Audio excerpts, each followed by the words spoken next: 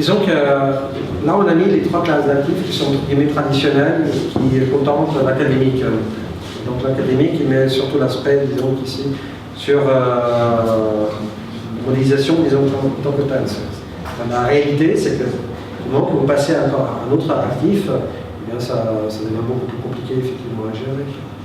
Comment est-ce que je modélise dans ce type?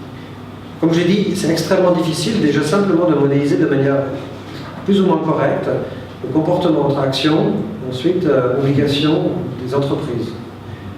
Maintenant, modéliser le marché immobilier, ici, il n'y a pas beaucoup de choses à s'accrocher. C'est vraiment, il faut greffer un autre modèle dessus, sur ce modèle-là. Ensuite, c'est clair que le consommateur représentatif, il va ensuite avoir des décisions d'immobilier. D'ailleurs, on travaille par rapport à ça avec un étudiant doctorant aussi indien, qui a un papier là-dessus.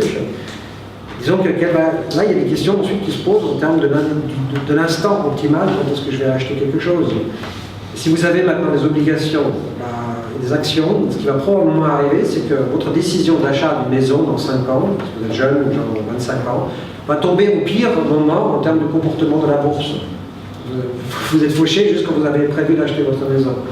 Et donc, ça va totalement changer ensuite votre composition de portefeuille. Vous allez être beaucoup plus obligataire que ne vous recommanderait votre banquier qui vous dirait « Ah, mais vous êtes jeune, vous pouvez investir dans le très long terme. » Oui, d'accord, mais à ce moment-là, j'attends 20 ans avant d'avoir ma maison, au lieu d'avoir 5 ans. Donc, disons, quand on est dans une perspective à long terme, la vue, disons, que sur le monde change fondamentalement. Et nous, ce qu'on a essayé d'adopter ici, c'est une perspective, disons, que caisse de pension, pour essayer de la guider par rapport à des outils très simples en termes de véhicules d'investissement. C'est clair que nous, on demande qu'à étendre ce modèle-là maintenant à la réalité peut-être plus concrète, selon les questions, le besoin qu'il pourrait y avoir concrètement du marché.